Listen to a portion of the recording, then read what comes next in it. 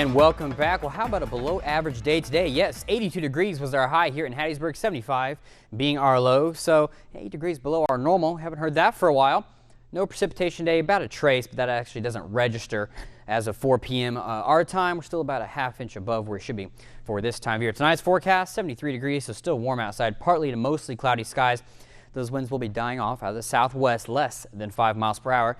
Notice, if you point out, there's a boundary that moved on through over the past couple hours, had some drizzle and showers move on through, and those have since dissipated fairly quickly. Again, the sun goes down, these lose their energy, and they just rain themselves out. And that is pretty much it. For your Tuesday, we should remain relatively dry. Showers and thunderstorms are forming along a little wave that's moving on through.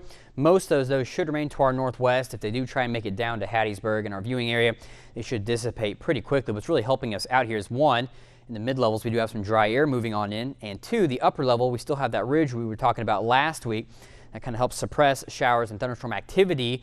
That's going to start to move on out as we go on throughout the week, especially later on this week. And yeah, showers and thunderstorm chances do return.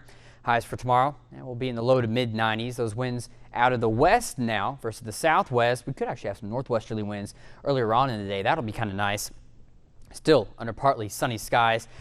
And even though we're going to be in the 90s, the heat index value is still between 100 to 105, maybe a couple degrees above that. So it is still going to be a very muggy and very hot day outside. So just be aware that if you do have any plans to be outdoors, still got to remain, it's going to remain hot. You need to remain hydrated. Future radar tonight doesn't show too much. We may have some redevelopment though as we're going throughout the early morning hours. This boundary kind of stalls down to our south, and we still have that southwesterly flow aloft, maybe not the surface, but aloft. So several thousand feet in the atmosphere that could bring some of those showers moving on through. Overall though, should remain relatively dry. Later this week, yeah, we're talking about showers and thunderstorm chances on the increase. Most of these though should remain off until we get into the afternoon evening hours, and that's when it's looking more and more likely that we'll have some, again, more summer showers than anything. Temperature outlook overall, and we have a pretty good chance at remaining above average from the 29th through the beginning of July. So your weather brought to you by Richard Schwartz and Associates. Tuesday, partly sunny skies, 94 degrees, 93 for your Wednesday.